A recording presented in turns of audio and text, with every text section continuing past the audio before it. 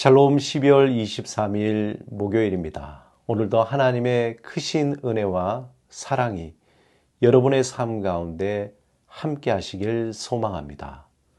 오늘 하나님께서 우리에게 주신 말씀은 누가복음 15장 18절에서 24절 말씀입니다. 오늘 이 말씀을 읽고 묵상하며 하나님이 우리에게 주시는 구원의 말씀을 듣겠습니다. 내가 일어나 아버지께 가서 이르기를 아버지 내가 하늘과 아버지께 죄를 지었사오니 지금부터는 아버지의 아들이라 일컬음을 감당하지 못하겠나이다. 나를 품꾼의 하나로 보소서 하리라 하고 이에 일어나서 아버지께로 돌아가니라.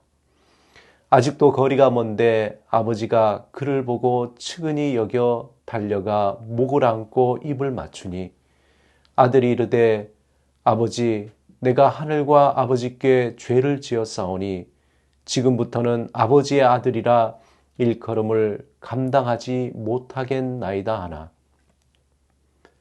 아버지는 종들에게 이르되 제일 좋은 옷을 내어다가 입히고 손에 가락지를 끼우고 발에 신을 신기라. 그리고 살진 송아지를 끌어다가 잡으라. 우리가 먹고 즐기자. 이 내 아들은 죽었다가 다시 살아났으며 내가 잃었다가 다시 얻었노라 하니 그들이 즐거워하더라. 함께라는 말은 우리에게 매우 매력적인 말입니다. 왠지 함께라는 말을 들을 때 따뜻함과 포근함, 안정감을 가지게 됩니다. 성경에도 이 함께라는 말이 많이 등장하는데요. 그 중에서 가장 중요한 표현이 마태복음 1장 21절에서 23절입니다.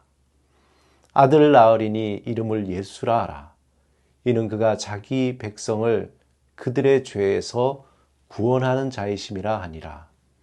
이 모든 일이 된 것은 주께서 선지자로 하신 말씀을 이루려 하심이니 이르시되 보라 처녀가 잉태하여 아들을 낳을 것이요 그의 이름을 임마누엘이라 하리라 하셨으니 이는 번역한즉 하나님이 우리와 함께 계시다 함이라. 여기에서 나오는 임마누엘이란 말, 우리가 잘 아는 이 말씀은 하나님이 우리와 함께 계시다라는 뜻입니다. 그런데 하나님이 우리와 함께 하신다는 것은 있을 수 없는 일이 사실 일어난 것이죠.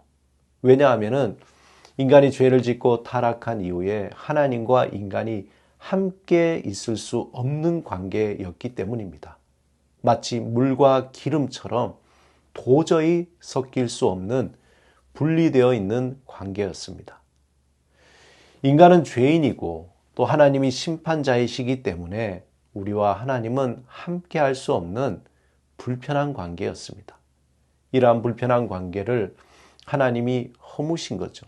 하나님이 인간과 함께 하시기 위해서 세상에서 치를 수 없는 값을 지불하시고 인간과 하나님 사이에 죄의 벽을 허무셨습니다.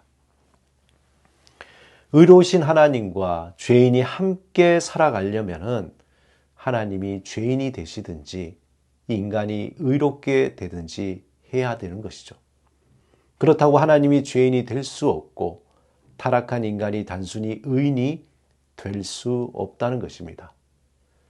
이것을 해결하기 위해서 중요한 관계적인 작용이 일어난 것입니다. 하나님이 인간과 함께 할 수 있도록 하는 중요한 작용이 바로 용서입니다. 하나님은 우리와 함께 하시기 위해서 우리를 용서해 주셨습니다. 대신 그 대가로 예수님이 우리 죄를 위해서 십자가에 못 박혀 죽으시고 3일 만에 부활하셨습니다. 이러한 하나님이 우리와 함께 하심에 대한 구체적인 그림이 오늘 본문에 나타나 있죠. 누가복음 15장 11절에서 32절에 나타난 탕자의 비유에서 하나님의 그 용서가 어떠하심인지 잘 보여줍니다. 이 이야기의 핵심은 그 아버지에게는 그 아버지는 아들을 향한 무조건적인 용서입니다. 내가 돌아오기만 하면 내가 무조건 안아주겠다. 너와 함께 할 수 있다면 더 좋은 옷, 좋은 반지, 좋은 신, 모든 것을 희생하겠다. 아버지는 날마다 동네 앞에 서서 아들을 기다리며 아들을 용서하고 또 용서했을 것입니다. 오늘 본문은 우리와 함께 하신 하나님이 어떤 분이신지 구체적으로 보여주신 말씀입니다. 우리가 날마다 예수님과 함께 길을 걸으면서 깨닫고 배우는 가장 중요한 것 중에 하나는 바로 용서입니다. 우리는 예수님과 함께 길을 걸으며 예수님을 통해서 하나님의 그 무조건적인 용서를 경험합니다. 우리가 하나님 앞에 설 때마다 성령님은 내가 큰 죄인이구나. 나를 이 죄에서 구원해 주시기 위해 그의 독생자를 대신 죽게 하셨구나. 그 사실을 깨닫게 해주십니다. 우리의 죄가 얼마나 큰지, 그것을 예수님 안에서 용서해 주신 사랑이 얼마나 크고 귀한 것인가를 경험하게 되는 것입니다.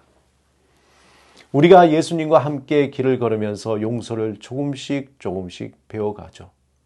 예수님은 우리와 함께 걸으면서 용서의 기쁨과 자유함을 누리기를 원하십니다.